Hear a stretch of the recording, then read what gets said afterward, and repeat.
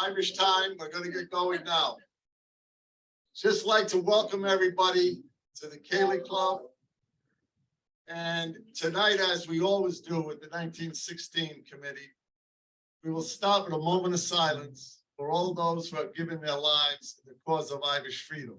And tonight, with a special emphasis, it's May 5th. This is the 42nd anniversary of the death of Bobby Sands in 1981 on hunger strike in Lancaster prison, and the 9 comrades who followed him to death. So if you could just take a moment, please, and reflect.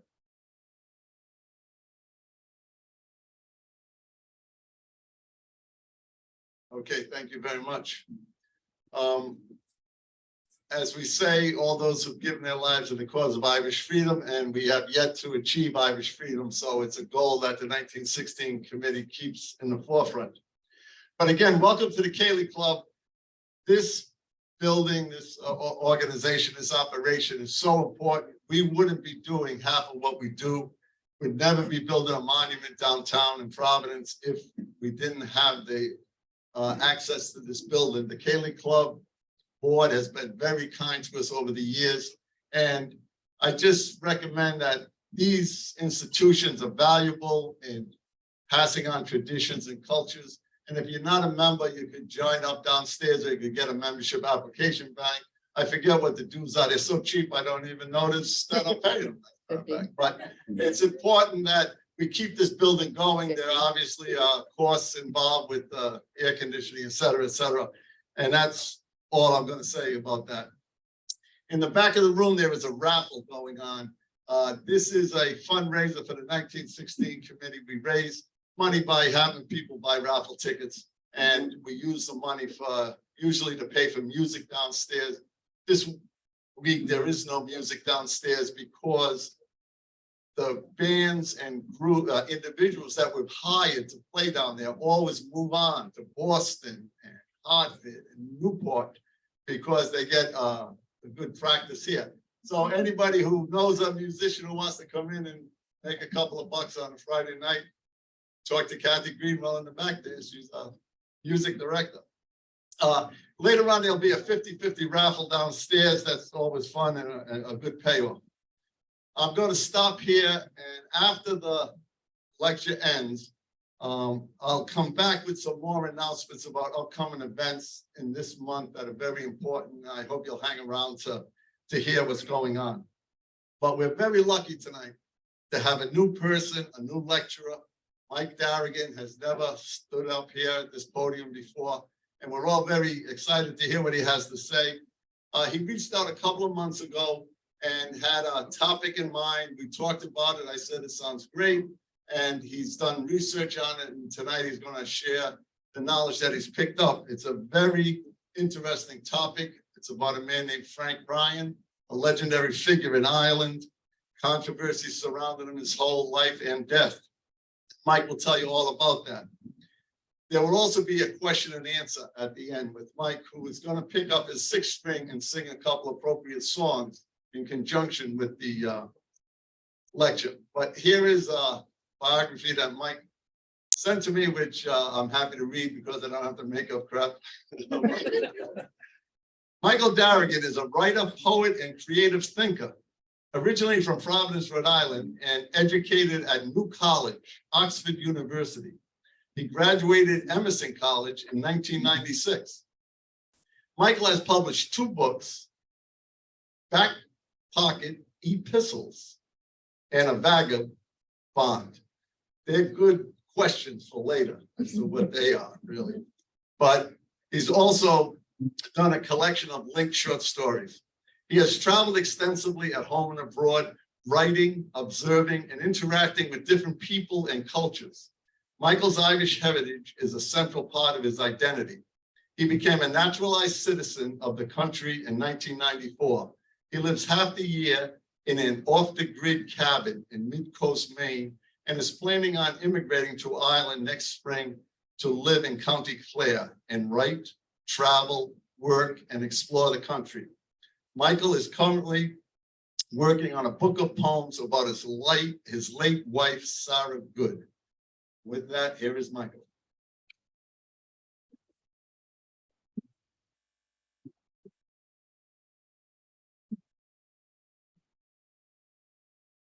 Hello, everyone. Thank you for coming. Thank you so much. I really appreciate it. I want to give my thanks to the 1916 committee, especially Jim McGetrick and George Doyle for having me here today. And I'd like to thank everyone here in attendance and everyone at home who's taking the time to watch.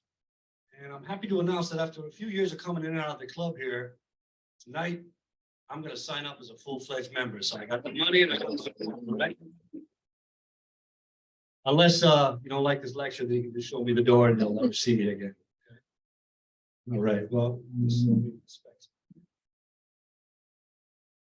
so as Jim said, the topic tonight is about a man named Frank Ryan, a very well-known hero in Ireland. And as I mentioned in that bio, my Irish heritage has been a central part of my life growing up with my family. You who are here tonight.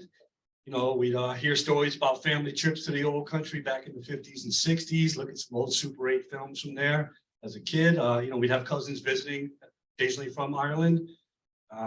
We go to the parades for St. Paddy's Day in Pawtucket and Providence and other places. And my dad's been a very active, my dad Frank's been a very active member in the Irish community in Rhode Island. And of course, around the house, we had various shillelaghs and Irish caps that were just part of our life growing up. And especially my earliest memory is waking up on a Sunday morning as a young boy to the loud playing of jigs and reels from my dad's phonograph. That was his way to get us up for mass on Sunday morning. So Frank Ryan was is my first cousin, twice removed. Apparently that's my grandmother's first cousin. And my grandma Catherine was passed away, my dad's mom. And I grew up hearing about Frank because he was a kind of a legendary figure, even though I didn't really know who he was or what he did. And when I was a young man, a young boy, actually, when I'm 12 years old, my mother took me to Ireland and I got to meet Frank's sister, Eilish, who has now passed away. She passed away in the mid to late 90s. And I always remember meeting her and having dinner with her. And then when I was in my 20s, when I lived in England at Oxford, I would go to Ireland as often as I could, frankly. And I would get to visit with Eilish there too. And she got to tell me more stories. No, it's the Someone's texting me. Sorry.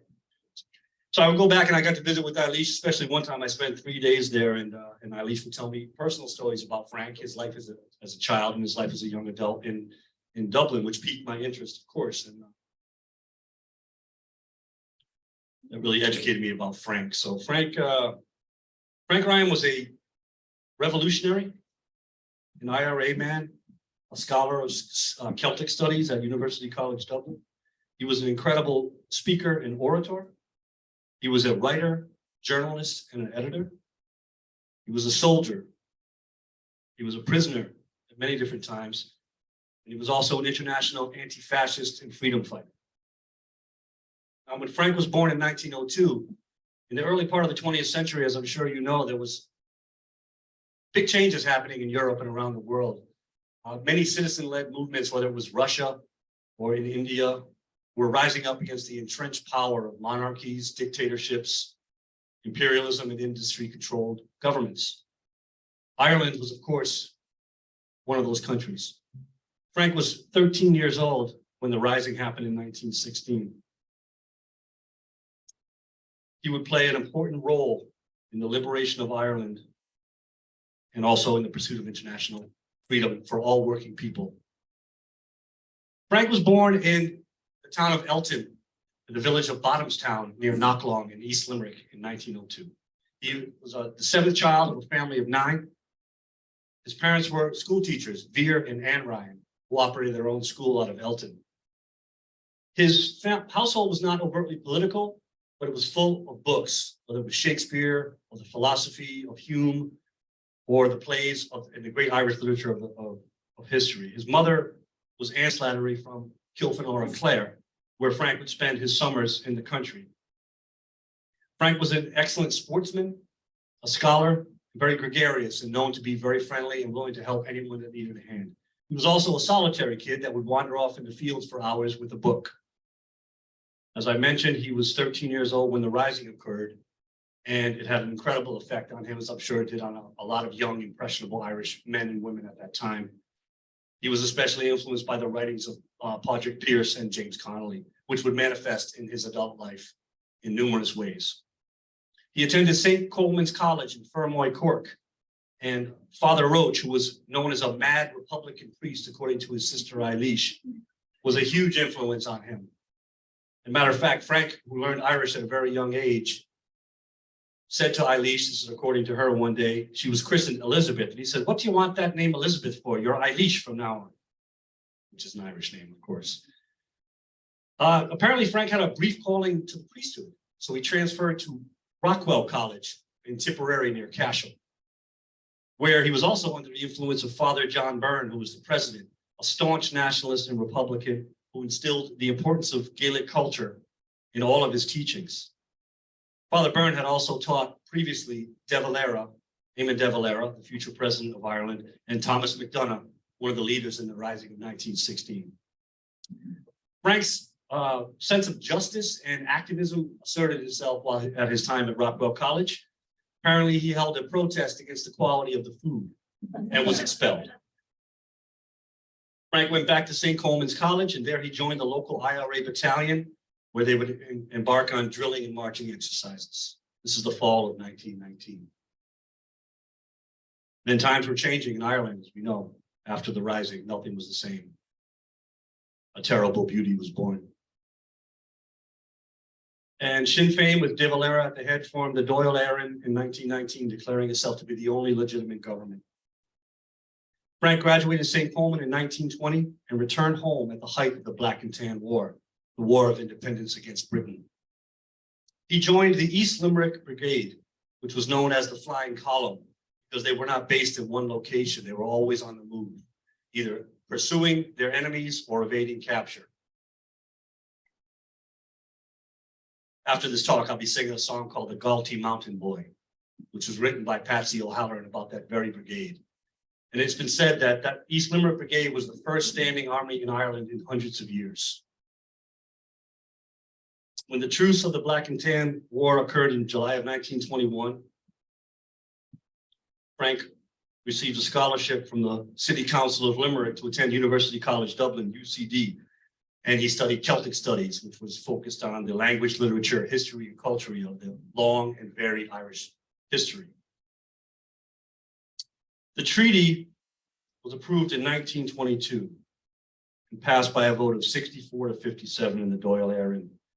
This established the partition of the 6 northern counties, gave access to the Irish ports to the Brits, kept the oath to the king, and many other things that many Irish citizens were very unhappy with.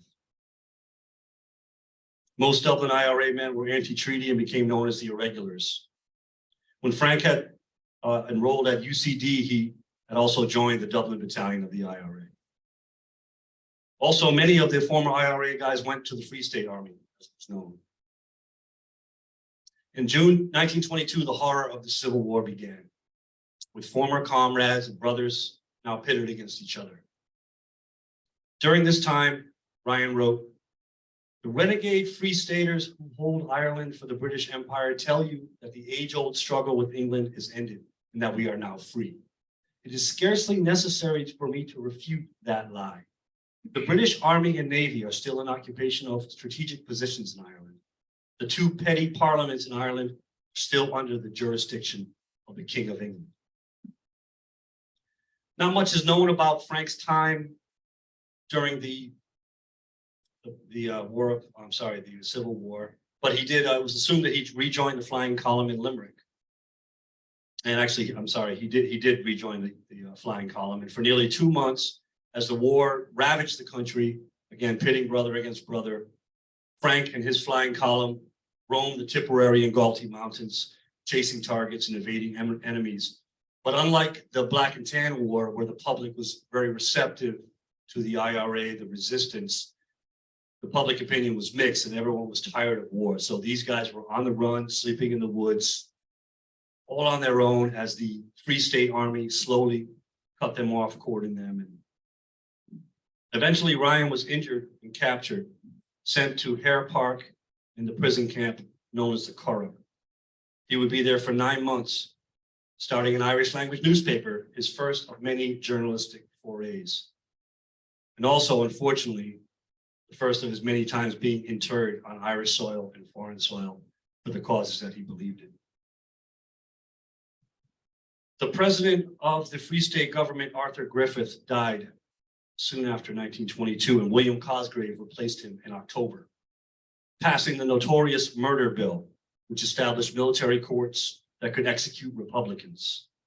And summary executions occurred in the field as well.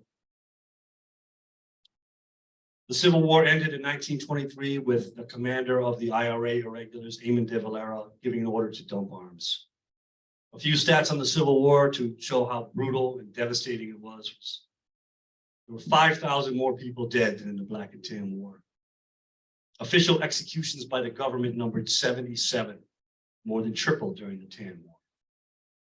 It cost the country 17 million pounds, 30 million in destruction of property, and lasting animosity between fellow Irishmen and women. Peter O'Donnell, who later became an influence on Frank and was the first editor of On Block, the IRA newspaper, wrote, "In civil war, alas, there is no glory. There are no monuments to victors or victory, only to the dead." Frank was released with other prisoners and returned to UCD in the fall of 1923. There he excelled, was an excellent student, especially excelling at oratory and receiving a gold medal from future President Dr. Douglas Hyde. He became officer in command of the college company of the IRA, even though that was now a prohibited organization of the Free State government. It's worth noting here that it was remarked by a friend and comrade of Frank's years later after his death that Frank Ryan was almost unique among Irish patriots of the last 100 years in that he was entirely devoted to the restoration of the Irish language, and at the same time, a firm believer in equal rights and opportunities for all people. Frank's Gaelic heritage and love for the language and its realization that it was integral to the part of Ireland regaining its independence guided his life to the end. He graduated UCD in 1925 and began teaching Irish classes in Dublin. Ryan was a social person as well as a devoted scholar and a staunch physical force Republican. He had a few lovers, yet the most long-term and most clandestine was Rosamund Jacob, Quaker on the side of the irregulars and a writer from a prominent Quaker family who was 15 years older. She supported the goal of a free and united Ireland. Her diaries are available online or provide an intimate glimpse into the man himself. And eventually, years later, they broke it off but remained friends. Soon after graduating, Frank's organizing activism and willingness to put his body and fists where his mouth were began. In November 1925, it was the 6th year after the first celebration of the Armistice Day, the ending of World War I. And I'm not sure if you know, but there were about, according to Frank, 50,000, according to my research, 100,000 Irish who volunteered to go fight in the World War I and lost their lives. This is even while being occupied by a foreign imperial country, Britain. Frank had no objection to honoring the Irish dead. Of course, he was all for that. But what he did object to was having the Union Jack, the flag of an imperial country occupying his country, flown high above the skies of Dublin.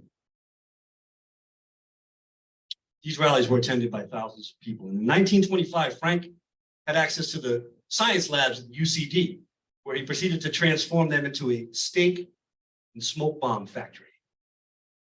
Ryan and his comrades infiltrated the crowd armed with their non-lethal weapons. When the 2 minutes of silence was signaled, they unleashed their missiles on the unsuspecting crowd. A huge brawl and riot ensued with the British Legionnaires, the Dublin Garda, and the CID men, the plainclothes criminal investigation department, all fighting the protesters. Ryan was detained, but his friend Todd Andrews relieved the CID officer of his gun, forcing him to let Ryan go.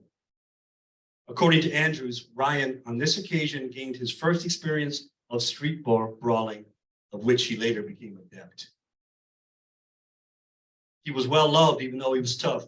Sean McBride, patriot, IRA man, and Maud Gaughan McBride's son remarked, Ryan's height and straight carriage made him a conspicuous figure, and the sight of him leading an anti-Union Jack party or speaking at a street meeting warmed the hearts of Republican crowds. His readiness to risk a fight and to fight when the risk materialized was a great asset and showed that he was in earnest. He was a real rough and tumble character and a strong militant. He got on well with everyone. He could take a drink, dance, and sing. He had no enemies within the movement, and even his enemies were his friends. Stories are told that even the Dublin Gardaí would smile and salute Ryan as he drove his barely operable old car, windows blown out, one door missing, battered and falling apart through the streets of the capital city. Another example of Ryan's creative ways of protesting and standing for his principles was organized around the performance of a play by one of his close friends, Sean O'Casey, and one of the greatest playwrights in Irish history, in my opinion. The play was The Plough and the Stars, the third play in a trilogy that focused on the Easter Rising. Now, in this play, if you're familiar with it, some of the revolutionaries are not depicted in the most flattering light, which is understandable because not everyone's perfect. So in February of 1926, the play debuted at the Abbey Theatre. On the fourth night, after the play had already drawn widespread criticism and anger amongst many Dublin citizens, Frank recruited about 10 women from the female revolutionary group Cumann na Ban to accompany him to the play. When the curtain went down, the stage was rushed, seats were torn from the floor. Hannah Sheehy Skeffington, a loyal Republican, roared out a speech from the stage. The soldier's song was sung, and leading man Barry Fitzgerald had to punch his way out of the theater. While W.B. Yeats, in his old inimitable way, was yelling, "You have disgraced yourself again. This play is O'Casey's apotheosis." The controversy went on for weeks. And Ryan, again, who was a friend of O'Casey, but organized a protest to show his displeasure with that depiction of the IRA revolutionaries, wrote an editorial suggesting a debate between Skeffington and O'Casey. O'Casey agreed reluctantly and showed up only to find that the moderator of the debate was one Frank Ryan. Soon after, O'Casey went to London and left Ireland forever. They remained good friends, and Ryan would visit him in England on his way back from the Civil War in Spain. Throughout the 20s, Frank's activism got him arrested, released, and harassed by CID men and Gardaí constantly. When he became the editor of the IRA paper On Flabach, these persecutions continued. I'd like to speak a little bit about the evolution of Frank's philosophy, slowly morphing from a pure militant physical force republicanism into an understanding that a social and political movement must be attached to the use of physical force that would galvanize the people, North and South, to unite and fight for a whole Ireland. We'll call this, for the purposes of this talk, Republican socialism. Here in America, we call it democratic socialism, socialist democrat, basically espousing the ideals that workers have rights, that industry and business should not control the lives of everyday people, and civil rights should be available to all, men and women included. In Frank's later life, forming the Irish Republican Congress, they were specifically emphasizing the rights of women, which was not recognized by the current government or many places in Europe at that time. Ryan in 1926 began working at the paper On Flabach, and it was edited by Peter O'Donnell, who I quoted earlier, an IRA man and a Civil War internee. He was from Donegal. O'Donnell was a few years older than Frank, and he was a devotee of James Connolly, one of the heroes of the Easter Rising, a labor man. O'Donnell believed that the capitalist structures that had been imposed on Ireland by the English ruling class, when severing ties with England, that this same system of capitalism must be abolished. Plus, he realized it was blatantly exploitive. The support of people for an independent and united Ireland will only come with social and economic programs in the tradition of the leader Liam Mellows, who was also executed during the Civil War. Frank began to broaden his horizons literally by attending in 1927 with fellow IRA man Donald O'Donoghue to the Anti-Imperialist Congress in Brussels in February 1927. The Congress of Oppressed Nationalities, which in a few years would become the International League Against Imperialism, was holding the convention, and those two men went as Irish delegates. Being around people from countries in Southeast Asia, Africa, South America, and urban workers in Europe, Frank began to realize that the universality of the Irish struggle, how rural and urban workers were uniting against the entrenched interests of the traditional land-owning and industrial class. This experience helped put the Irish struggle for independence, the sole goal of Frank's thought and energy since the age of 13 until his untimely death at the age of 42. Frank gave a rousing and inspiring speech against imperialism at the convention that was written about throughout Europe. It's worth noting that at this time, 1927, almost a quarter of the nations on the globe were under the brown sauced thumb of British imperialism. You ever go to England and their favorite condiment is brown sauce or Marmite? Says a lot about the culture. And I have English blood in my veins too, so no. So during the 20s, as Frank was writing for On for Block, giving speeches and relentlessly advocating for a free, united Ireland, as I mentioned, he was arrested along with O'Donnell numerous times. Never once did he recognize the legitimacy of the free state judicial system. Ryan later became the editor of On for Block. He took it over as the editor in 1929, as simultaneously being elected to the IRA Army Executive, which was just below the Army Council. Ryan's position as editor transformed the paper, and he increased its circulation by many thousands a week. In October 1929, the sales doubled to 8,000 per week. He was extremely skilled at editing, layout, and writing in both Irish and English. He was an excellent propagandist, a word I always thought had a negative connotation, but I guess propaganda can be used for good or ill. And Frank sure used it to pursue his agenda, which was to unite Ireland and make it independent.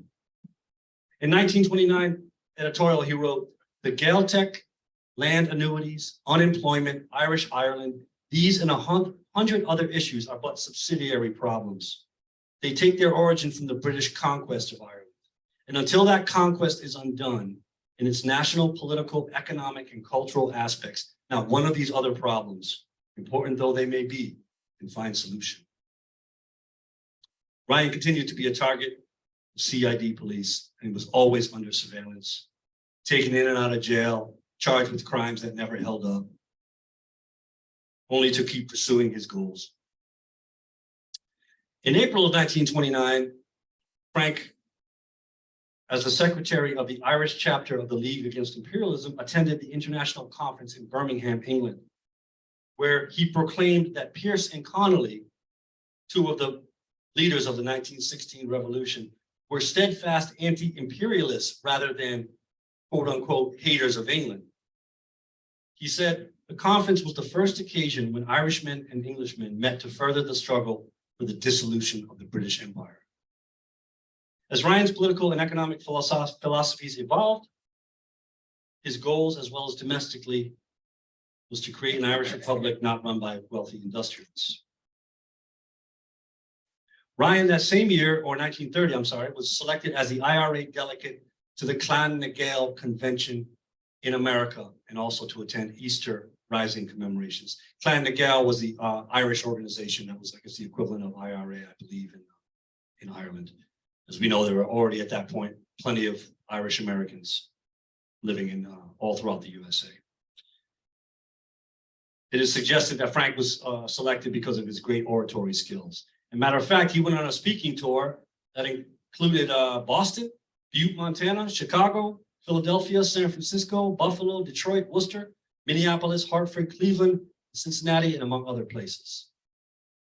In one speech, he said in New York City, "Our aim is the complete overthrow of the two British governments in Ireland as a preliminary to abolish the present social system which impoverishes Ireland and its people. The unjust system must be replaced by one on the lines laid down by Connolly and Pearse in 1916, a system under which all citizens have equal rights and opportunities." Frank was not particularly impressed with America. He's quoted as saying, "They cut all the food on the plate first, then they eat it." He also remarked to his family back home, undertaking places are called funeral parlors. He was astounded that all the bodies, even the men, were embalmed, even Catholics, and buried in suits and dresses. But he did say the coffins are beautiful. His last comment was, "I wouldn't live here if I was paid to." The man that loved Ireland. Now, this was the time of the Great Depression, 1929, the Wall Street crash of 1929, which spread across the world and created incredible economic hardship for people in America, Ireland, and all throughout Europe, and probably the rest of the world. And Ryan had an interesting comment about the Irish in New York City during his stay there. I'll quote, in a Broadway church at early Mass, one can count the Irish faces by the score. Young Irish lads, some of them still wearing the clothes in which a little while ago they walked in Irish road to Mass. In the city trains, you can pick them out by the dozen as they come and go to work. And the tragedy of seeing others standing stolidly in soup lines waiting hours for a meal. There are Irish homes that will wait in vain for American money needed to pay the rent. Back in Ireland, when Frank returned, many in the IRA were warming up to formally accepting a social and political program as part of the movement. In April 1931, the IRA adopted Sir Éire, which means Free Ireland, visualized and created by Peter O'Donnell, supported by Ryan and George Gilmore, another IRA man, many others, espousing essentially the program of James Connolly. Sean McBride described the group's goal in a manifesto. Sir Éire has been founded to organize and consolidate the Republic of Ireland on the basis of the possession and administration by the workers and working farmers of the land, instruments of production, distribution and exchange, and to restore and foster the Irish language and heritage. The means by which these objects could be achieved were by organizing committees of action amongst the industrial and agricultural workers to lead the day-to-day struggle of the working class and working farmers and mobilize the mass of Irish people in the North and the South behind a revolutionary government for the overthrow of British imperialism in Ireland and for the organization of a workers' farming republic. During this time in Dublin and other parts of the country, violence continued between the Free State government and the IRA. Murders, assassinations on both sides split the country and caused the public great disease, as you can imagine, and continued the harassment of Ryan with his bullhorn of On for Blocked and his relentless street side speeches to be harassed by the government.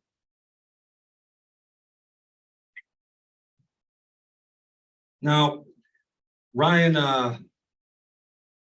the police chief in Dublin, Owen O'Duffy, in the mid-1920s, later formed the group, the ACA, the Army Comrades Association, which a few years later became known as the Blue Shirts. O'Duffy, a few years later, led a small contingent to fight for Franco's fascist movement in Spain, leading Ryan and others to mobilize a Republican group to go there and fight for democracy, which he did. Ryan was a constant focus of O'Duffy and his men. His speeches were frequently quoted in police reports.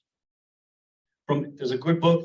There are 3 biographies written about Frank Ryan. One by Sean Cronin in 1980.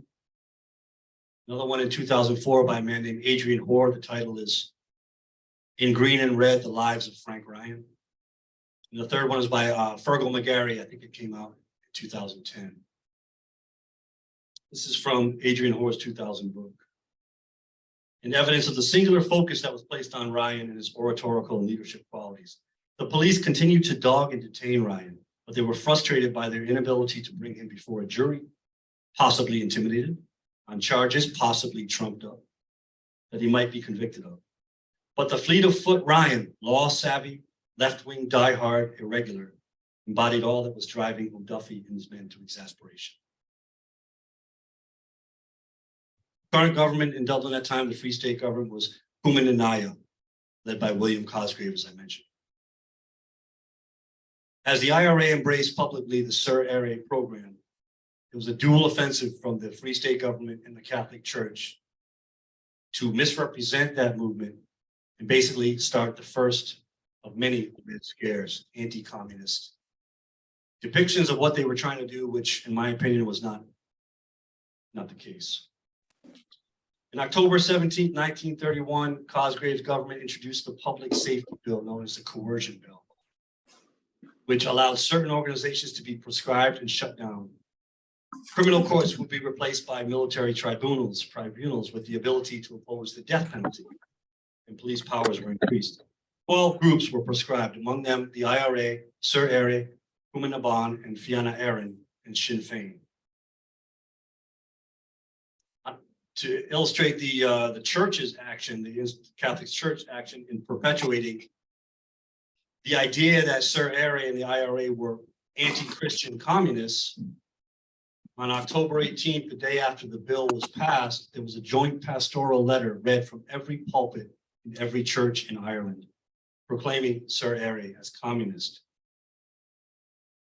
It was sinful and irreligious, they said. You cannot be a Catholic and a communist, they said. Propaganda that would continue through the 30s and shape Irish opinion, not only on the Republican movement domestically, but particularly regarding Frank Ryan's future life, Spanish Civil War. A note, Ryan was a lifelong Catholic and never renounced his faith. The last edition of On for Black was November 28, 1931, until it was restarted next year by Ryan. He started the Republican File, a paper that expressed no opinions but took news from other papers. After 2 issues, it was closed down, Ryan was arrested, and along with hundreds of others sent to Arbor Hill Prison. Now, the current government, Cumann had been in power since 1923. And the promise of an independent Ireland's economic success, or success for the people, did not materialize. The Wall Street crash, as I mentioned in 1929, affected the entire world and Ireland in particular. And I'll get into the conditions in Dublin particularly in a few minutes. So it's understandable that the IRA, Frank Ryan, Peter O'Donnell, and others would embrace some kind of program that, again, as I keep repeating, but it's worth repeating, that would benefit the working people, not just the ruling class. Now, Frank Ryan was sent to Arbor Hill for being a member of the IRA, Sir Ere, unlawful associations. At his court hearing before a military tribunal, he replied in Irish. He refused to recognize the legitimacy of the court and went on to demand an inquiry into the conditions of the prisoners at Arbor Hill, where, as he said, the Gilmore brothers, George, who I mentioned, and his brother Charlie, and I quote, are slowly being done to death. The convicted prisoners are treated like galley slaves, and where unconvicted prisoners are treated like criminals. I demanded inquiry. He was told to sit down. He refused and insisted the military tribunal had no authority to try him. He was sentenced to 3 months for contempt of court, to return then to face his charges. With his indomitable will and wit, Ryan replied, that does not increase my respect for this court. In prison, very topical on this day of the anniversary, as Jim mentioned, of Bobby Sands and the other hunger strikers' death 42 years ago, Ryan refused to wear the prison uniform, along with others, and George Gilmore particularly. They all went on the blanket. The governor put Ryan on bread and water, which was 3 days with bread and water, 3 days without. He then commenced a hunger strike for 12 days. There were brutal treatment by the guards. These experiences, along with his time in the Curragh jail a few years back, a decade ago, would prepare him for the arduous and cruel conditions he would face as a prisoner of war by Franco's fascist regime in Spain.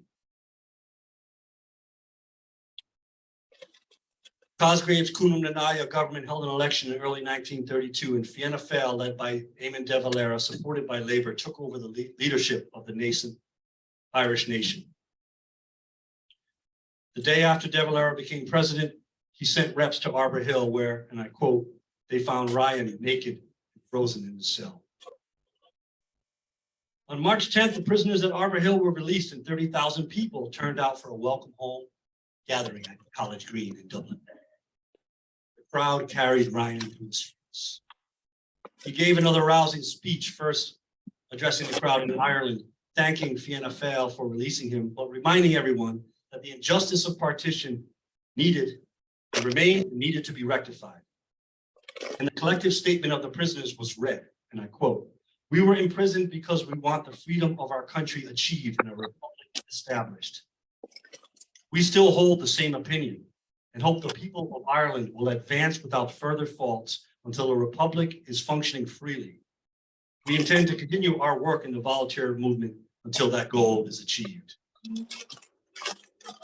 The Fianna Fáil party in 1932 took positive steps. They removed the oath to the king and the payment of land annuities to Britain.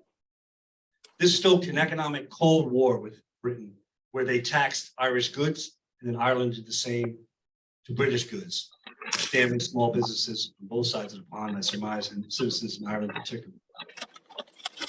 As I mentioned, Owen O'Duffy, the former head of the Dublin Gardaí, was sacked by De Valera, formed the Army Comrades Association, became the Blue Shirts to recruit the left wing and so-called communist threat to the country. Imagine those. In March of 1933, through lack of support from the public, and as Adrian Horde, his book put it, the twin blows of coercion and the Crozier Church marked the death knell for Sir Eric. The relentless Red Scare propaganda from the pulpit forced the IRA to abandon their commitment to the program. And as I mentioned, the Kunum Nanaya government had been in power for 10 years. They had done little for the Irish people. Dublin was known then as the Calcutta of Europe. We'll describe the conditions there. Frank Ryan in 1933 was a prominent member of the executive in the IRA, a journalist and known now as a Republican socialist due to his support of Sir Eric and the vision of Connolly's Workers' Republic. The IRA was once again returning to its stance that no member could support or be part of any political or social group movement. Frank was convinced, along with Peter O'Donnell and George Gilmore, that a political program was still necessary to accomplish the goals of a free and united Ireland. As the Red Scare intensified, the members of O'Duffy's Blue Shirts increased with the church's rhetoric. Frank was less than enamored with the IRA's stance on not embracing a political program. Mob violence increased. So after a speech from the Pro Cathedral, mob attacked Connolly House, Center for the Communist Party of Ireland, and other locations. The IRA forbade anyone to go there to help, but Frank and George Gilmore went.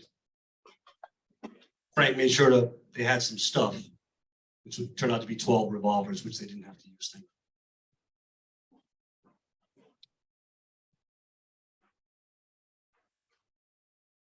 So at the 1934 IRA convention in Stevens Green, O'Donnell, Gilmore, and Ryan introduced a motion to establish the Irish Republican Congress. The manifesto stated, "A Republican Congress which will restate the whole Republican standard, confront imperialism with a solid form of national masses, pledged to achieve a united Republic of Ireland." It was narrowly defeated. Ryan, Gilmore, and O'Donnell left the convention in the IRA for good. They wasted no time, and in 3 weeks, they held a convention in Athlone, the first Irish Republican Congress convention. The goal of the group was to unite all Republicans and anti-fascists, regardless of political stripe. The IRA was furious. The Congress reformed the Irish Citizen Army, which was started by James Connolly, one of the first armed groups in early 20th century Ireland. And Ryan started a new sheet called the Republican Congress. They held the first convention in Rathmines later that year in September, and 186 delegates comprising organized labor from the North and the South, anti-fascists, tenants' leagues, the Gaeltachts, Northern Ireland socialists and communists, miners, the unemployment movement, and others attended. 36 Blue Shirts protested outside. Now, Brendan Behan, famous writer and former IRA man himself, has a great quote that I think is applicable here. Said the first order of many Irish groups is how to split up, which is inherently what happened with the IRC, which the Republican Congress has no clear majority accepted the manifested goals. The Congress was around for many years after that, effective especially with helping with tenants' rights and in the urban north. And they had a revival during the Spanish Civil War domestically. Frank Frank wrote an article that said, the future lies in working class rule, in my opinion, not in the communism advocated by some today, but certainly in that direction. That explains at once why I associate with the Communist Party, and at the same time, why I will not join the Communist Party. Eventually, the gap between Communist Party policy and Fianna Fáil IRA policies, on the other, will be filled by a new movement. We will just have to slog along for that. In Frank's case, choices and circumstances would not allow for that. So the condition of the Dublin poor in 1934 was thus: infant mortality was higher than any city in India. There were 429 people living in 12 tenement apartments, 18,000 families living in one-room tenements. 8,000 of these buildings were condemned. 1,500 families lived in condemned basements. You can understand why Ryan and others wanted to create a social program that would benefit these poor people who were underrepresented or not represented at all. Again, the propaganda from the church and certain groups depicted all Republican movements as communist. By the summer of '36, the Congress was diminished, to say the least, and Ryan began to look overseas, especially at the happenings in Spain, of which he had been a diligent observer. In Spain in 1931, it was a democratic election and a coalition government won. 5 years later, Generalissimo Franco began his attempt to overthrow that duly government elected, starting the Spanish Civil War. The church in Ireland and what we can call today the mainstream media, the Irish Independent, again painted a picture of what was happening in Spain in the lens of a Red Scare. Now, the Republicans in Spain were funded by the Communist Party. They actually were funded by the Soviet Union as the war went on. But the coalition of the Republic of Spain that rose up, that fought Franco, were made of anarchists, liberals, centrists, communists, and many other groups. The Irish Independent, 3 weeks into the revolt, published this piece. On the one side is a so-called government which has abandoned all the functions of government to a communist junta bent on the destruction of personal liberty, the eradication of religion, burning of churches, and the wholesale slaughter of the clergy. On the other side, the Patriot Army, Franco, gladly risking liberty, property, and life in the defense of their faith, fighting the same fight that our ancestors fought for centuries. Again, a misinterpretation. Along with O'Duffy's blue shirts, fascism was rising in Ireland with the Irish Christian Front. Again, with the influence of the church, many Irish believed that the Republicans in Spain were anti-religious communists. Again, they were communists as part of that group, but they weren't anti-religious necessarily. And it was Owen O'Duffy and his blue shirts that first mobilized a contingent of Irish to go fight for Franco in Spain. 700 men went. Ironically enough, during their time in Spain, they were absolutely ineffective, and Franco dismissed them as a joke. And O'Duffy called this group the Blue Shirts because if you're familiar, in Italy, fascist group is called the Black Shirts. And in Germany, where Hitler was taking power in 1930, they were known as the Brown Shirts. It was an intentional correlation to show that his group, the Blue Shirts, were fascist. And also no Jews or atheists were allowed in that group.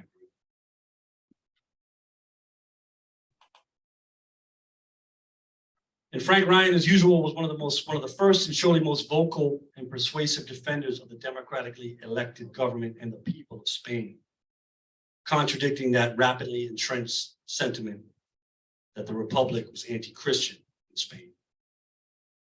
A Cardinal McElroy, addressing the pilgrims at the shrine of the Blessed Oliver Plunkett in Drogheda, said, "The Irish Republican Congress, which was still existing, as I mentioned, but although diminished," he said, "the Congress is a body of young Catholic Irishmen supporting a campaign that was being carried out to destroy belief in God and Jesus Christ, the Catholic Church in every state in the world. These young men," he said, "do not realize what they are doing." He continued, "We should pray for them and also help from our purses." Then with a slip of the tongue, he said, "Help her obtain war supplies." Then changing it to say, I meant to say medical supplies for the sick and wounded. Ryan responded in a lengthy article directly addressing the Cardinal's remarks. saying that the Republican Congress supports the Spanish, Catalan, and Basque people fighting fascism, and concluded finally, may I assure your eminence that as a Catholic, I will take my religion from Rome, and as an Irish Republican, I will take my politics from neither Moscow nor Maynooth. The Spanish Civil War, as I mentioned, breathed new life into the Congress, as it was the only group in Ireland rallying behind the Spanish Republic. On December 11th, 1936, Frank Ryan and 80 men left Dublin to England, from there to Paris to fight with the International Brigade in Spain, to fight for the people of Spain. He told no one in his family, yet Eilish, his sister, who was living in Dublin at the time, got word and showed up. She told me personally that he put his rosary in her hand, said, to tell mom and pa, I'm going to fight for democracy. I'm not a red. And Ryan read this statement to the press on the quay before leaving. The Republican contingent, besides being a very efficient fighting force, every member having seen action, is also a demonstration of the sympathy of revolutionary Ireland with the Spanish people in their fight against international fascism. It is also a reply to the intervention of Irish fascism in the war against the Spanish Republic, O'Duffy's blue shirts. If unchallenged, this would remain a disgrace on our own people. We want to show that there is a close bond between the democracies of Ireland and Spain. Our fight is this fight of the Spanish people, as it is of all peoples who are victims of tyranny. The next day, 30 men left Belfast to meet Ryan in London. 2 days following, O'Duffy and 500 blue shirts set sail from Galway on a German ship flying the swastika. Hundreds cheered him from shore. Ryan's years of evolving political thought, his understanding of the global rise of fascism, and that the international fight against imperialism and authoritarianism was a shared one by all people seeking to uphold democratic institutions.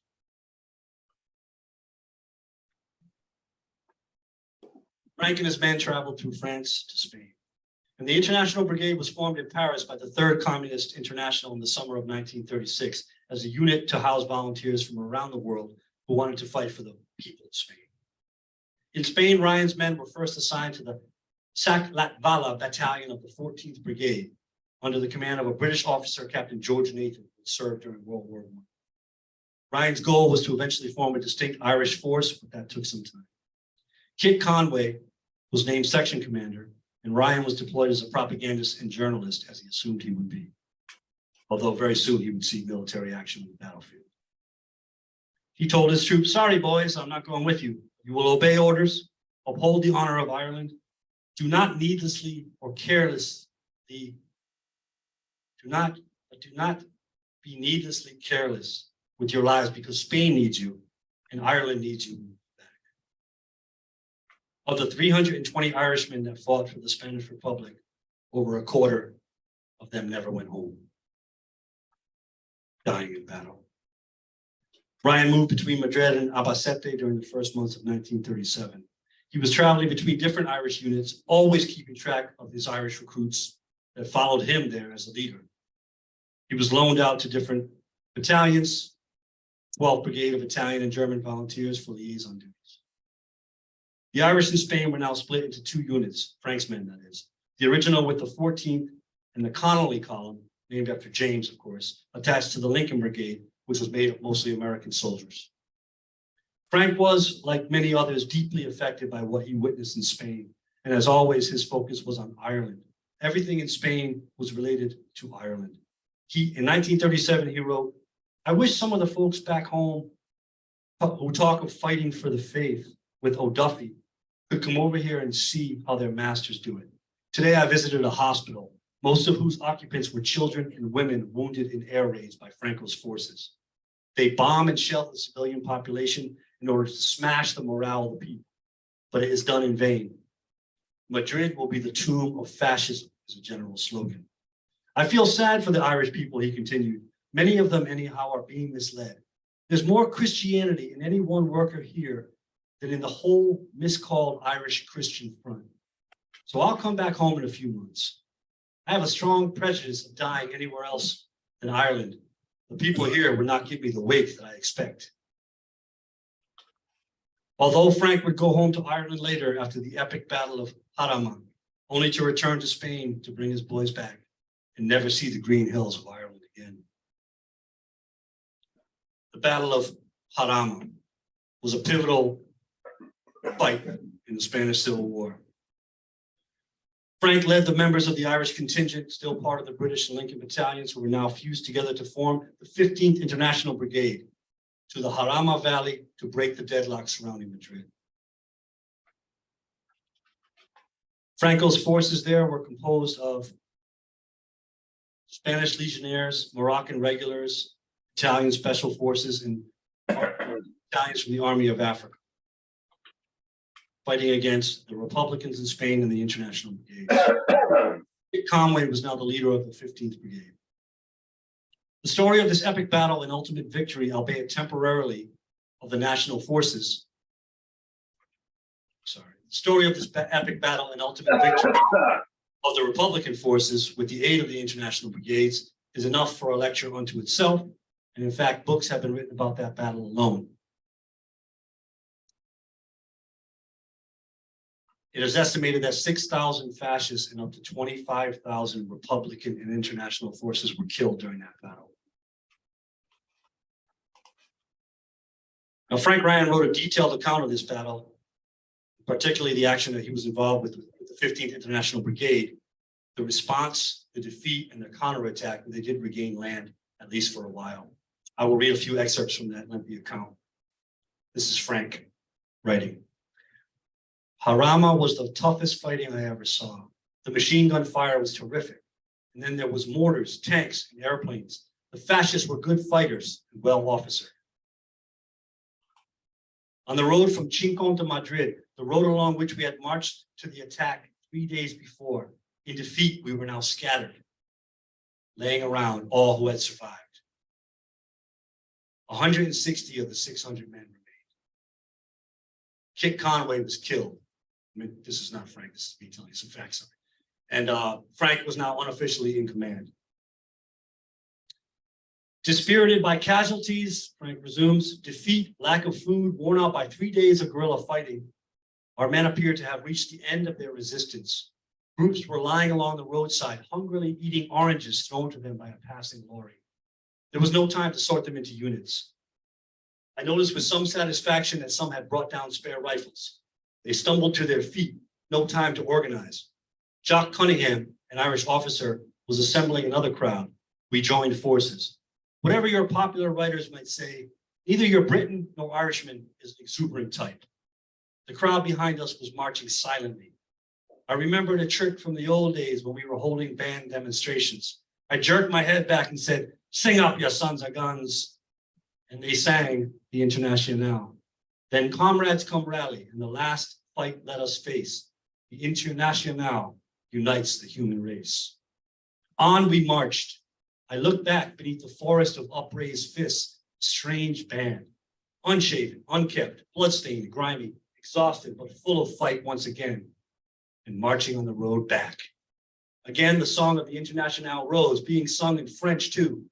We passed the Spanish battalion and they started singing as well. As the olive groves loomed in sight, we made the ridge we must never again desert.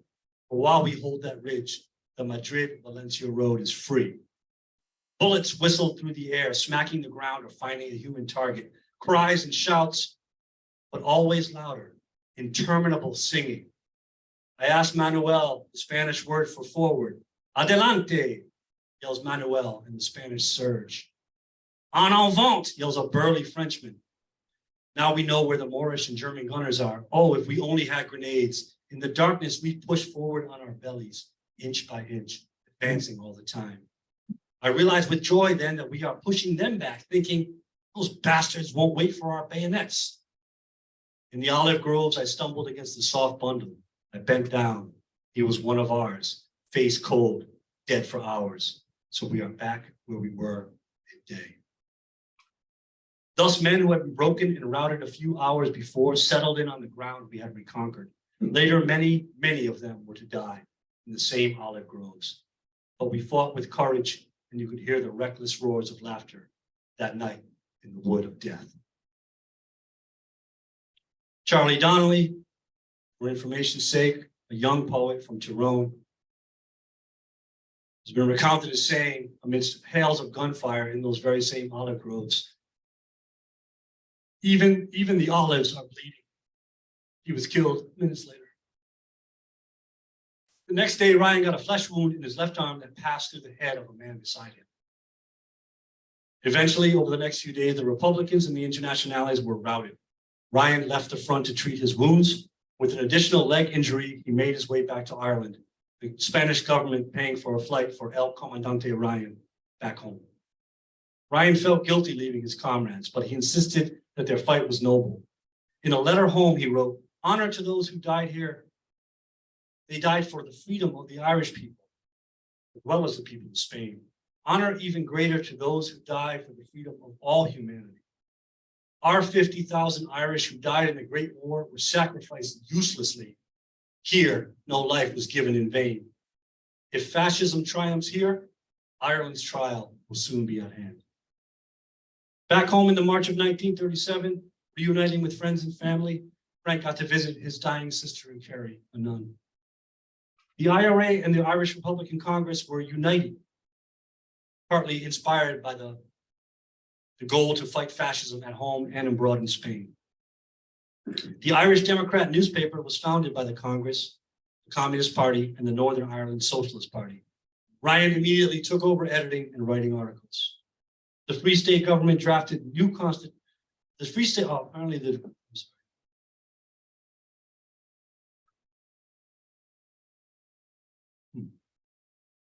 So there was a protest in 1937. George IV was coronated. It's tomorrow the day that Chucky's getting coronated. Great. Make sure to not watch that.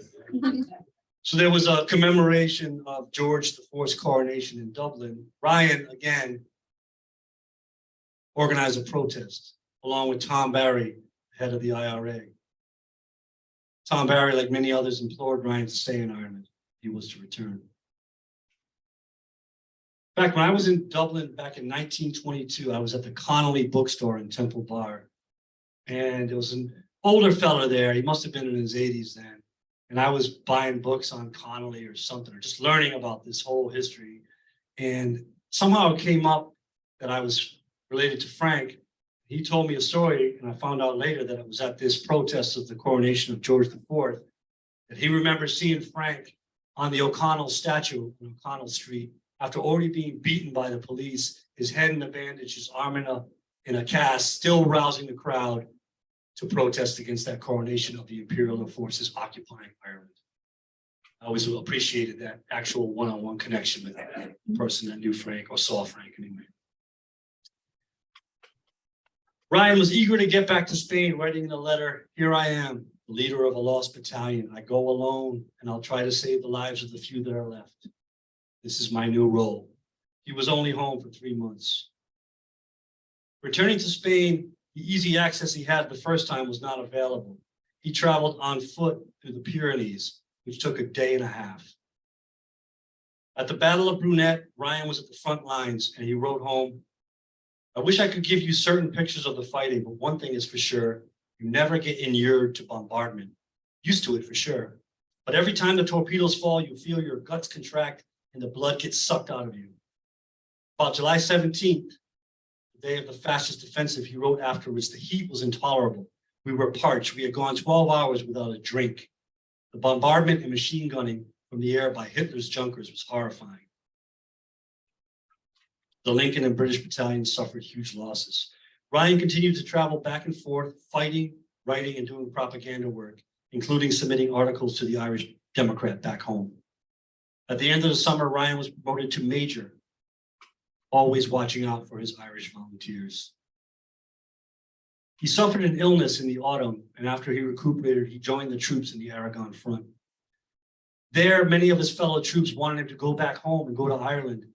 A group approached him and appealed to Frank directly, saying, and I quote, "We went to Frank to appeal to him to go home. We pointed out the value he could have at home. We argued with him for an hour, pointing out what a loss it would be for Ireland, mentioning how only months ago he was instrumental in the anti-imperialist demonstration of George IV, and how he could unite all the Republican groups once again. But Ryan insisted on staying. In Madrid, again, moving back between actual warfare and propaganda, he met Langston Hughes. And then he spent a few wild nights with a writer you might have heard of, Ernest Hemingway. Ryan wrote, "Hemingway has no politics. He's a real friend of the Spanish people. He got ambulances sent here and used his own money. I'm due for a night at his hotel." There's a great picture of the two of them standing there, Hemingway in his khakis and Ryan in his uniform. In the winter of 1938, Ryan and many members of the British battalion that he was a part of at the time, captured by Italian special forces, the Black Arrows, near the village of Calasiete. They were marched to a command post behind fascist lines. Frank Ryan was a prisoner again. Max Parker, an American already captured, watched the Spaniards get shot out of hand. When Ryan and others arrived, he wrote, "A fascist officer demanded to know who their commanding officer was. Captain Ryan immediately stood up. The English prisoners, all of them in pretty bad shape, fearing for his life, shouted, 'No, Frank, sit down.' But Ryan said simply, 'I am the commander.'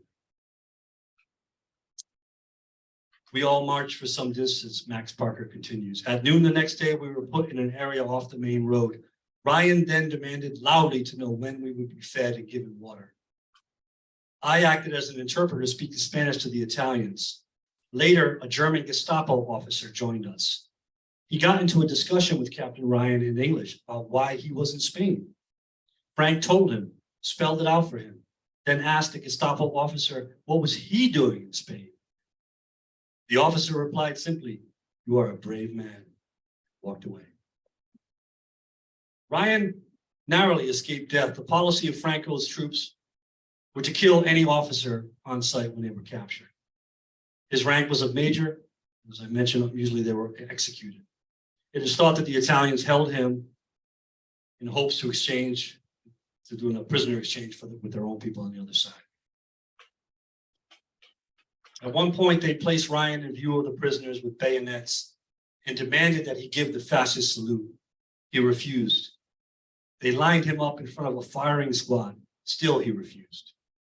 They took him in a truck and drove him off. All the prisoners were then taken to Zaragoza. Ryan refused to give the salute over and over and was beaten mercilessly. However, he was an inspiration to his fellow prisoners, men from all over the world. After a few days, they were moved to a prison in an old monastery in the town of San Pedro de Cardenas, in the city of Burgos in Spain. Ryan was being held as a case was being put together to charge him. At this point, the Irish envoy to Spain, Leopold Kearney, got involved. Kearney got the word that Ryan was accused of commanding firing squads to execute insurgent prisoners, a falsehood. By the time word had gotten out that Ryan was a prisoner, Maud Gawn McBride, mother of Sean, the papal nuncio in Ireland, Pascal Robinson, and the prominent Irish convert, Sir Shane Leslie, along with Eilish and the family, engineered a letter writing campaign. Eilish, his sister, and family reached out to De Valera. Within weeks, he sent a message to the nationalist authorities in Spain stating that De Valera was very disturbed to hear about the charges against Ryan. The Irish government would very much appreciate a lenient attitude towards Ryan's case. Public opinion here would be very much incensed if punishment involved Ryan's life. The Spanish Civil War ended in March of 1939. The new government made it clear that Ryan would never be released. They said he was a common criminal and murderer. His families and many others held out hope that the diplomatic efforts might succeed. During those months and during horrible prison conditions and the daily threat of execution, Frank persisted. Each day, he and other prisoners, while other prisoners were removed, and Frank was removed every day, told he was going to be executed. This went on for months. He actually he inscribed his name on a wooden comb, and every time he was released from the cell, he would walk out, and in case he was really going to be killed, he was going to throw it in the crowd so someone could tell his folks back home that he's dead. This thankfully never happened. But the 2 years in prison wrecked Frank's health. After the end of the war, the conditions in the prison improved a bit. He was able to receive books and started teaching classes in Irish and English to the international prisoners. He was an exemplary prisoner and a leader. He bolstered prison morale and interacted with everyone, regardless of religion or political affiliation. The diplomatic mission and public efforts to get Frank released were not working. Franco apparently had a personal disdain for Ryan and refused to free him. He gave orders that nothing be done in the Ryan case without his personal involvement. Although most other foreign prisoners and almost all the Irish had already been released, the efforts for his release continued. Kearney hired a Spanish lawyer, Baron Champorcin, to assist in the Ryan case. Champorcin also worked for the Abwehr in Berlin, which was the German intelligence service at the time. It is surmised that the Germans took an interest in Ryan in their legitimate hope to ally themselves with the Irish, and they thought having Ryan with them would help the case. Sean Russell, head of the IRA at the time, was in active discussion with the Germans about collaborating in some fashion. It appears the Germans thought Ryan held a high position in the IRA, which was not the case. He never complied with the Germans to collaborate. So Baron Champorcin, who had connections with the Abwehr in Berlin, also was a friend of Helmut Klisman, who was married to Frank's Irish friend, Budge Mulcahy. This gets very complicated and confusing. I kind of streamlined it because it's intriguing as hell, but I can recommend the books to read about it later. So Ryan had a woman named Budge Mulcahy, who was married to Helmut Klisman. Klisman was also at the time, he was German. He had studied in Ireland. That's how he met Budge and got to know Frank socially. But Klisman was also part of the Abwehr intelligence service at the time. Klisman, with the help of the lawyer Baron and Kearney, negotiated for months and finally came to an agreement that Ryan would be allowed to escape from Spain via the German-occupied France. Franco was in no way going to release him. In July of 1940, Ryan was driven to the French border. Kearney, the Irish envoy, following in a car behind to ensure his safety and that it wasn't shot trying to escape. Ryan was delivered to a German intelligence officer named Kurt Haller. Ryan stayed in Paris with Haller, weak, after 2 years in a brutal prison. Frank had a hearing condition since a young age, and he was almost nearly deaf at that point, which made him even more disoriented. The 2 years as a prisoner took a lot out of him, as I mentioned. And all of a sudden, he was eating a fancy dinner in Paris with German Nazi intelligence officers, fascists who had fought against for years in Ireland and abroad.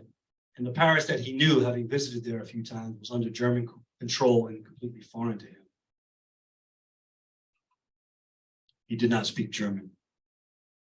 Days later, Helmut Klisman joined him, a familiar face. Ryan was nervous and suspicious. Klisman assured him he was a free man, and the Germans only hoped for the free exercise of his Irish radicalism and influence might somehow, however indirectly, hamper Britain's capacity to hold up German progress. The two men went to Berlin on August 4th, 1940. 2 days after his arrival, Ryan was escorted into a room, and to his surprise, who was standing there? Sean Russell. They greeted each other as great friends, which they were, even though they were at opposite sides of the spectrum. Apparently, Russell was arranged to leave on a U-boat to Ireland the next day. Did Frank want to go? Yes, he did. Russell was going with 2 radios to establish a communication base in Southern Ireland. Frank knew nothing of this.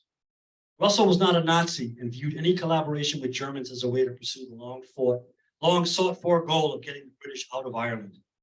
He is quoted as saying, "I am not a Nazi. I am not even pro-German. I'm an Irishman fighting for the independence of Ireland. The British have been our enemies for hundreds of years. They are the enemy of Germany today. If it suits Germany to give us help to achieve independence, I will accept it, but nothing more. There must be no strings attached." Frank then and never did agree with that sentiment, knowing that fascism from Germany would spread from Germany to England and into Ireland. But Russell lobbied for Ryan to join him, and the Germans consented. On August 7th, they boarded a U-boat at Wilhelmshaven. They called it Operation Dove. On the second day of their journey, Russell fell ill, vomiting everywhere. After 4 days of agony, Russell died of a perforated ulcer. Ryan cared for him, and as he wrote later to Kearney, Sean died in my arms. Ryan was in a quandary.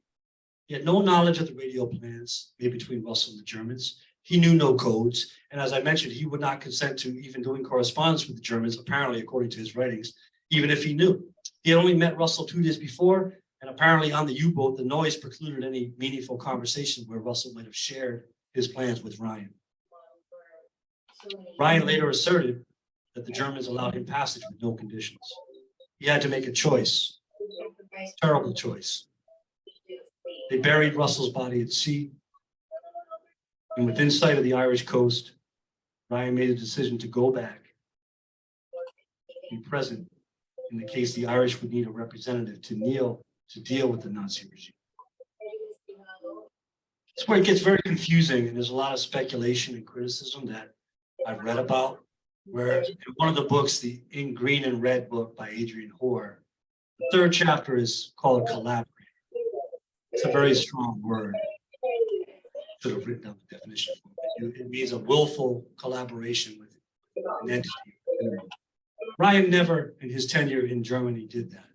But it seems that he went back to Germany to at least be a liaison between the German government and the Irish government. A further point is that Frank, while in Germany before and after his trip, supported De Valera's pursuit of Irish neutrality for the sake of the Irish. Frank wanted to collaborate with Germany, the Irish government to collaborate with the Germans or the IRA. Why would he have pursued the stance of Irish neutrality? He even quoted as saying, "We have political differences at home, but we all must unite under De Valera in the stance of Irish neutrality to preserve the safety of Ireland." The Irish ports apparently were very precious and were considered to be occupied by American forces and British forces at different times. Budge Clisman, the Irish wife of Helmut Clisman, wrote, "Ryan felt it was his duty to return to recover the ground lost by Russell's death. He wouldn't do Russell's job in Ireland, but perhaps he could do something in Germany." Frank was an Irish Republican. Everything else came second.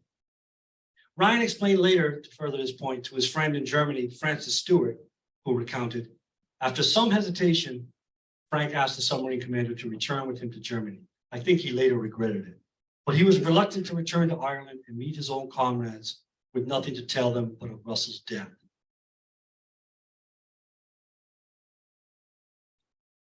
There's a feature film about Frank called The Enigma of Frank Ryan that came out in 2012, directed by Desmond Bell, who's a media professor at the Queen's College in Belfast. I've been unable to see the whole film. There's excerpts of it on YouTube, of course. But again, in that film, they try to paint Frank as collaborating with the Germans. And there is another interesting point, as I mentioned.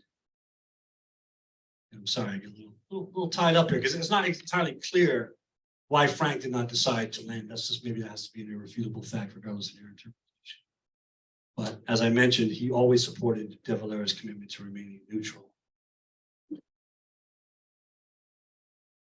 Back in Berlin, Frank was allowed to live almost like a free man.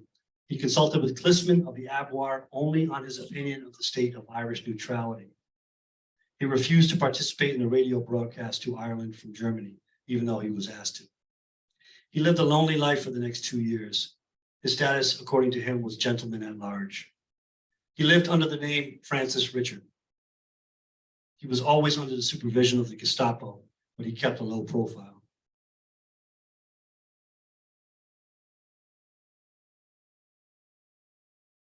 So another point that's interesting is that as Frank's internment with the Nazis continued,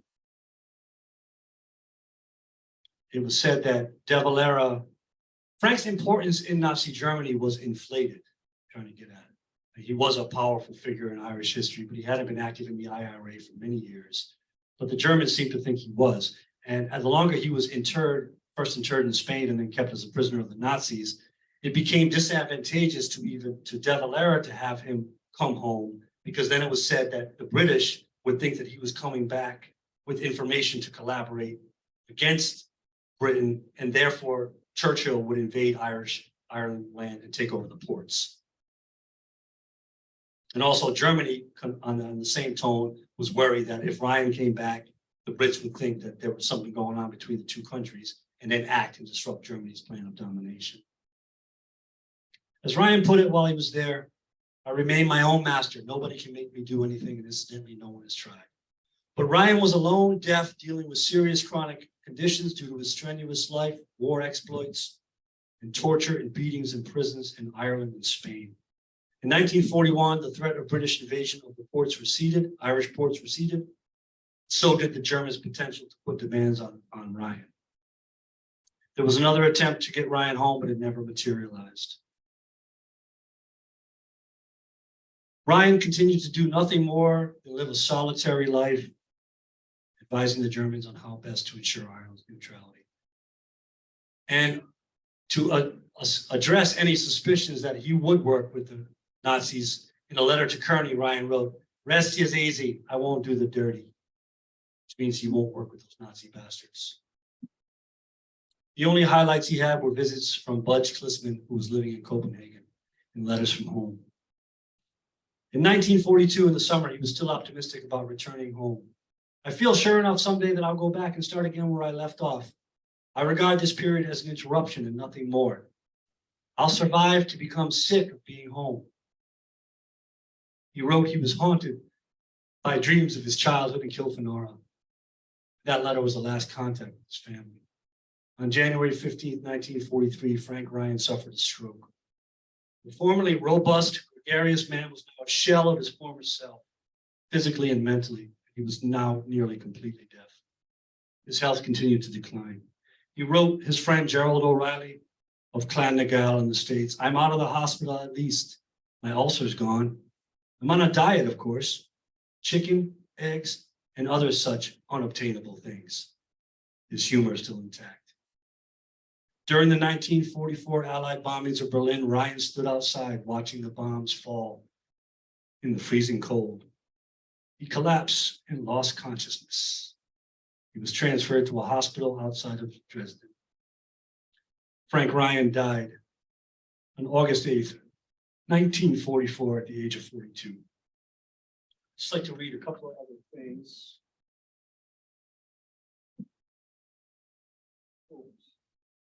Read this.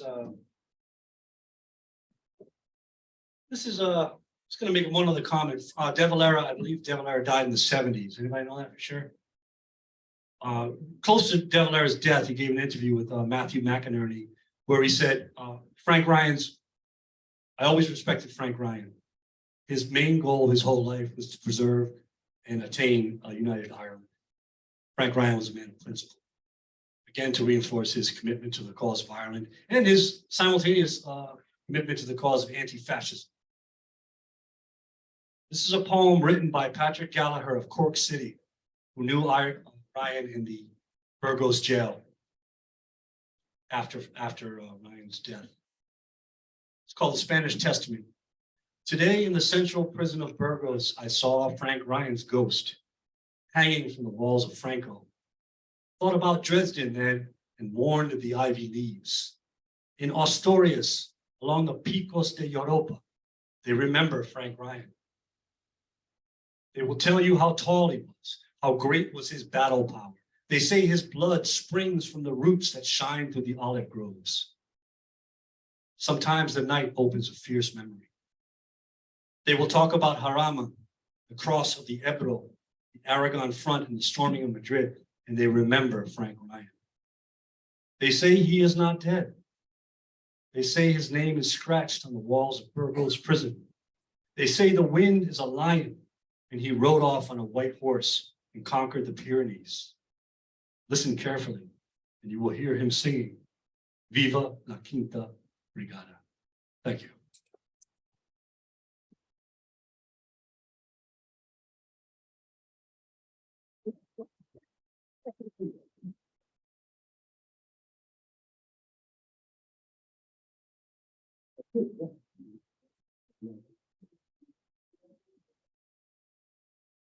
All right. Thanks, everybody. Appreciate it.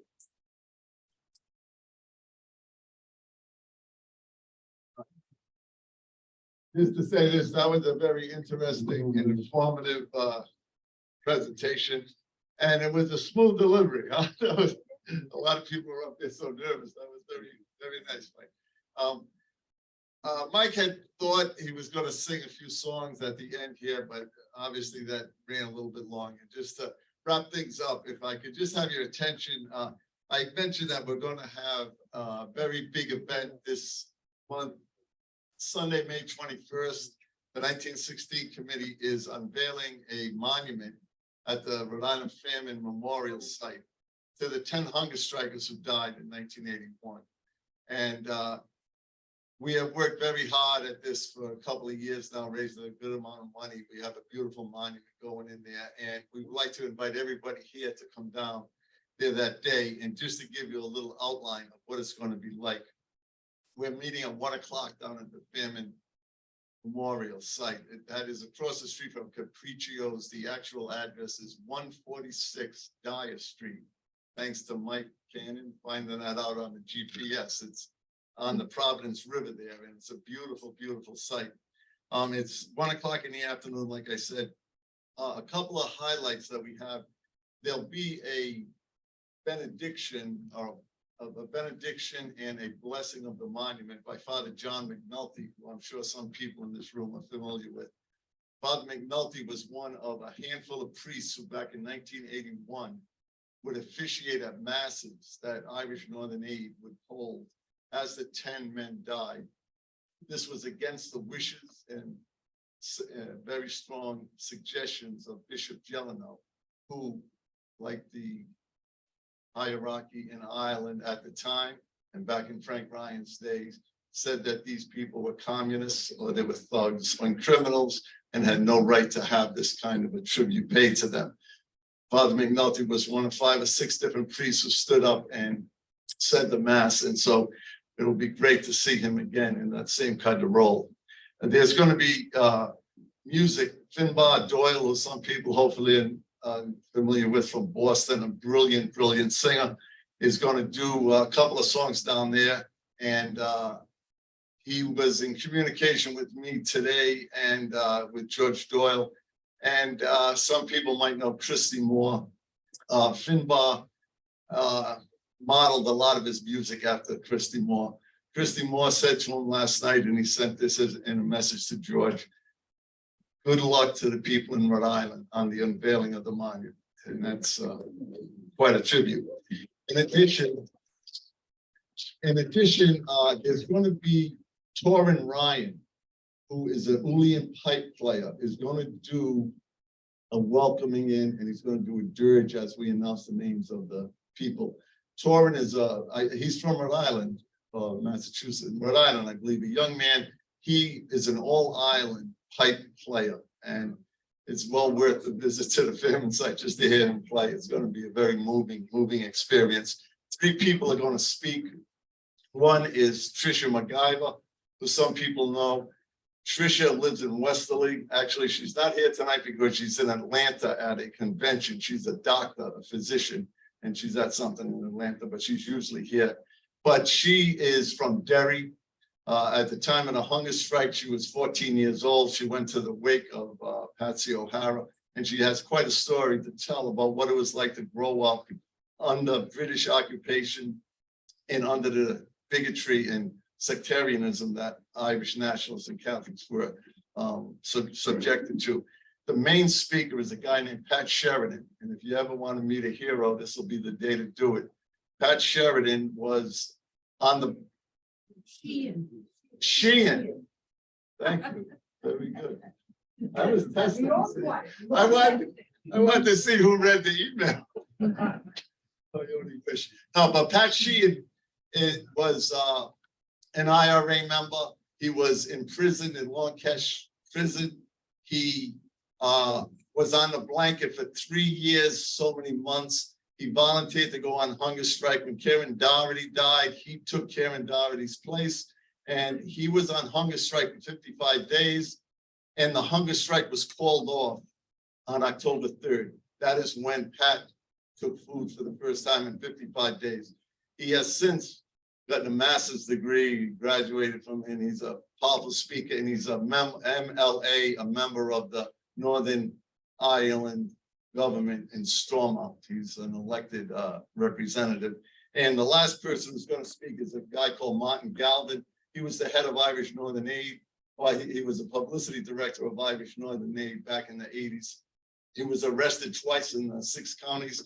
He was barred from being allowed to enter the 6 counties. They snuck him in. He gave a speech, and he is going to talk about the American support of the movement to end the hunger strike and to support the prisoners in their 5 demands. The monument will be unveiled, and there'll be a cover on it. Pat Sheehan is one of the people who will remove it. He will read the inscription on it, and that will be the end of the ceremony. But we're coming back here to this room around 3 o'clock, and there's going to be a session, an Irish session, a hooey, whatever you want to call it, that could take the roof off the place. We've got great musicians coming down from Boston, Connecticut, plus our own Rhode Island people who will be playing. There'll probably be a couple of speeches. We've got step dancers, Kevin and Maureen Doyle, who are internationally famous, and the Kelly School of Irish Dance will be in. Anybody that knows how to play any kind of instrument, bring it along. It's an open session. If you want to sing a song, you can sing a song. And this is, it's going to be a tribute to the 10 men who died on hunger strike, who had the same belief system that Frank Ryan had, who fought for a united Ireland, gave their lives in that cause. We are doing this and building that monument so their sacrifice will never be forgotten. We want everyone to know what these men did for their country, for their beliefs, to fight for freedom, and that here in Rhode Island, the people felt strongly enough to put a monument up in downtown Providence. Anybody that walks through will be able to read it and follow up and investigate a little bit more. And it's something those of us who have been involved in this are very, very proud of. The last thing I want to say is that many people in this room helped in this effort, and we all had a part to play, like Bobby Sands said. No part is too great, no part is too small. And there'll be a celebration here of all that effort.